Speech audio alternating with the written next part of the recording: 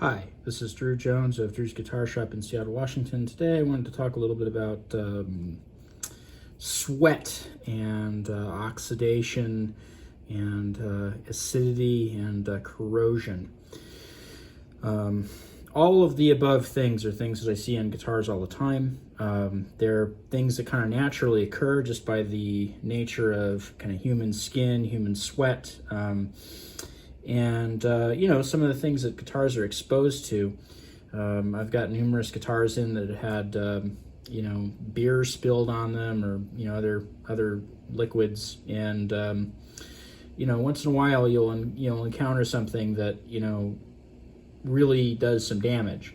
So this is a Les Paul, Gibson Les Paul, and I'm in the process of trying to do a setup on it. I just got the strings off, pulled the tail piece out, and went to try to pull this bridge off.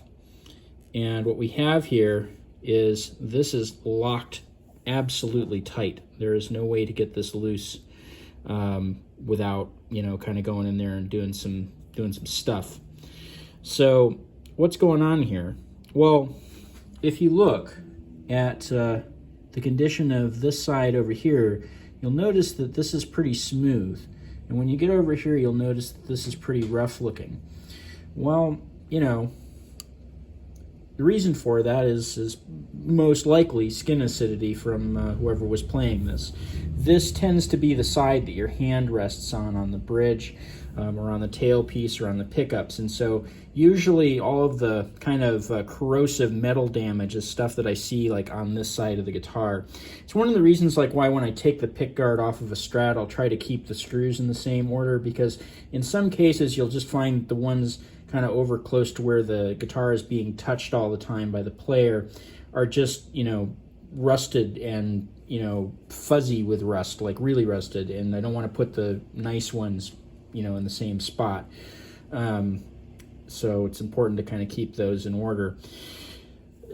This is the kind of thing that can really be a bummer when getting in there and doing some pretty basic stuff. Like this is a setup. It's not exactly basic, but it's pretty basic. At the very least, a player might want to remove the bridge so that you can get under there and kind of clean. Incidentally, if you do that, I definitely recommend, holding those posts in place while you get in there with a rag, because any height adjustment done accidentally while you're cleaning can throw off your intonation and your action a little bit, so just keep that in mind. But there are some reasons why somebody might want to get under here.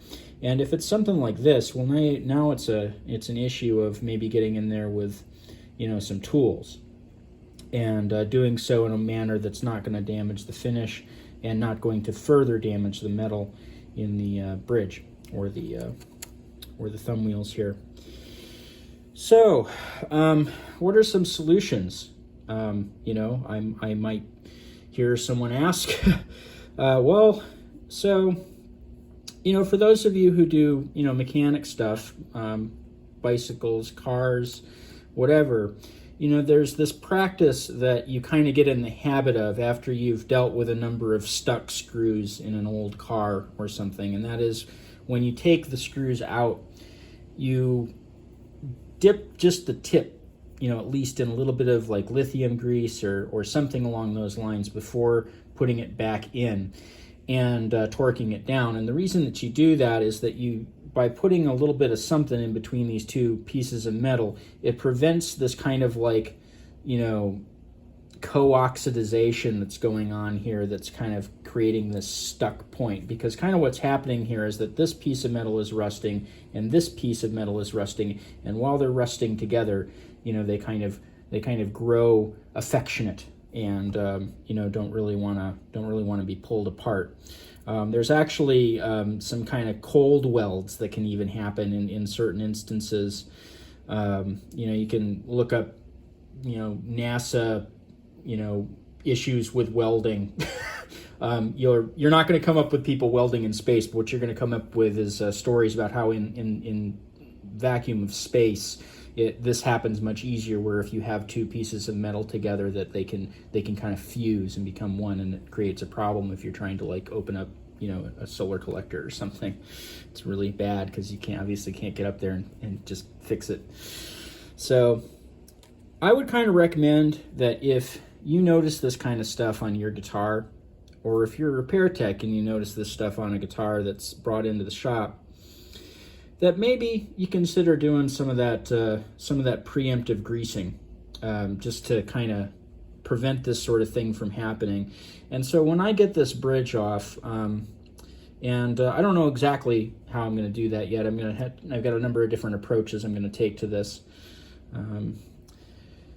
But once I get this off, probably what I'm going to go ahead and do is I'm going to go in and kind of drop some grease down in here, put a little bit in here, put a little bit in here.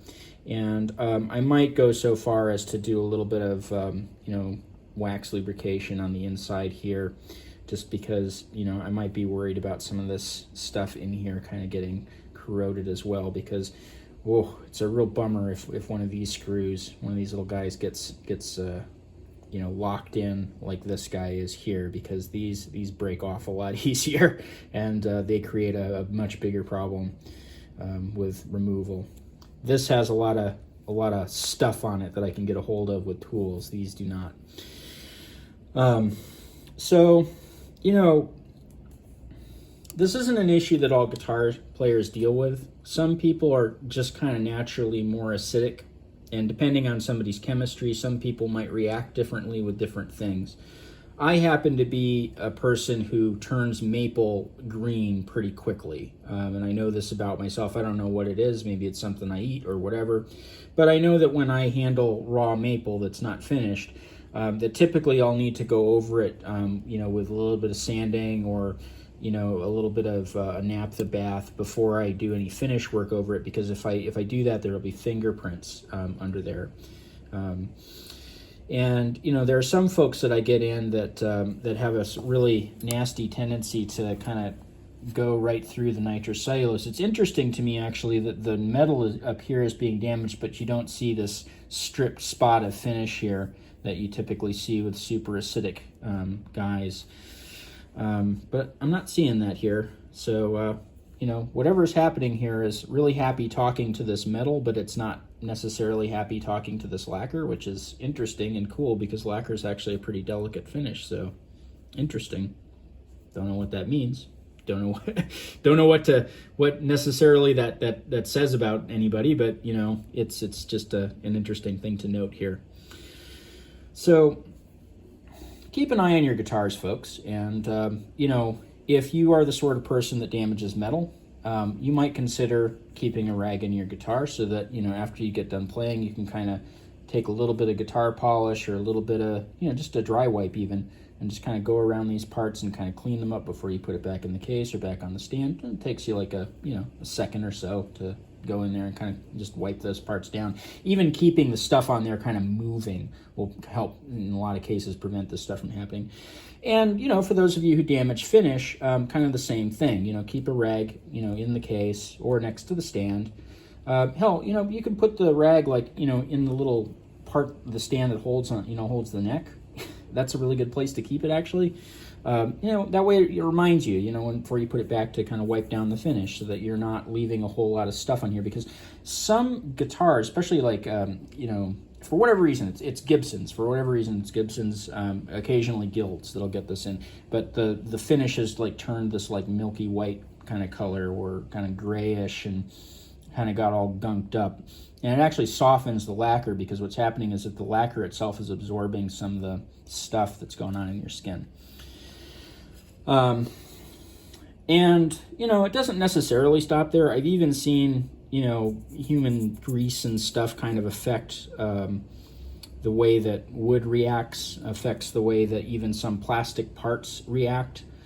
There are some plastics that are more sensitive than others.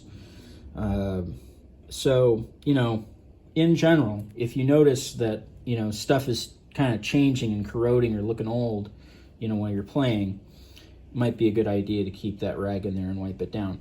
I want to add one more thing here as just a note, because this may come up in the comments. There's this practice called relicking, where, you know, somebody can take a new part on a newer guitar and kind of make it look like an old part, you know, or an older guitar. And that's oftentimes done by like purposely abusing things, like going through and like kind of rubbing sandpaper on stuff and like steel wooling things. And I've heard of people keeping like rolls of keys so that they can kind of like, you know, go over a guitar finish. I even heard a story, I believe this story, by the way, of one of the guys at one of the local shops in kind of the area where I grew up-ish, dragging his Squier Telecaster behind his car. So, you know, people get kind of crazy about this stuff.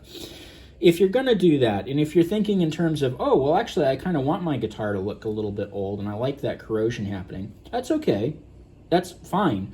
You know, let it do its thing. But my recommendation would be that in the case of stuff that needs to move like this, that you do go in and you do take a little bit of grease and put it in there. Because while it may aesthetically look really cool, it does create a lot of problems when going in there to try to actually do setups. And unfortunately for doing setups, all the parts on the guitar that are supposed to move need to move so that, you know, those adjustments can be done and the guitar can be set up properly. So I don't necessarily think that this is such a hot thing if you're going to intend on purposely kind of letting your guitar get this way. There are better ways to do that. I'm not going to cover that in this video. I'm trying to keep it short. I may someday do a video on that, but I'm not such a huge fan of the practice myself, except in certain instances when repairing older instruments, you know, with parts that look too shiny for them. That would be kind of my exception, where I'm willing to take some like steel wool and go in and kind of make something look a little older, but I'm not a big fan of doing it to like new guitars because I think it's a little silly. It's cool to get the aesthetics, but it also is, in my opinion, kind of cooler if those, you know, guitars are going to get that way anyway. You don't need to rush it. You know, you can kind of let it age naturally, and natural aging always looks way better anyway. So, you know, play your guitar more is what I would say. You know, play it more, handle it more, and you know, let your guitar kind of break in the way that you're playing is going to break it in, and leave your own mark on it. You know, if you're going to leave a mark on an instrument, make sure that, you know, it's not damaging parts to the point that they can't be used. And, you know, maybe if you want to keep the finish intact and protect the wood underneath, you know, maybe make sure that, you know, you're not like completely, you know, compromising the lacquer on your guitar. Anyway, this has been Drew Jones of Drew's Guitar Shop in Seattle, Washington. If you found this video particularly helpful, you can drop me a few bucks in my Ko-fi or my Patreon. I definitely appreciate that. Helps me make these videos. If you have questions that you want to leave down in the comments that are longer than like you know, 2 or 3 sentences, I definitely prefer to get those over Ko-fi. I will answer you and quickly if they are submitted that way. Questions that are left down in the comments, I don't mind answering stuff that's kind of short, little quick things. And I will get to those as I get to them. I occasionally sit down and I'll just go through like all my comments for like the last 3 months or so and kind of get to them that way. In the description of the video, you'll also find a link to my Reverb page where I sell some guitars, some cool vintage stuff, some used stuff, and, you know, some random parts in some cases that I've pulled off of cool guitars. And you'll find a link to my website that has my contact info, my pricing page, and also a page that I wrote about caring for stringed instruments, which, you know, if you're here watching this video, I'm going to guess that you may have a few stringed instruments laying around that you take care of. I have lots more videos like this on my channel.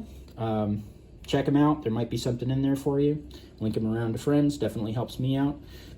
And, yeah, thank you for watching.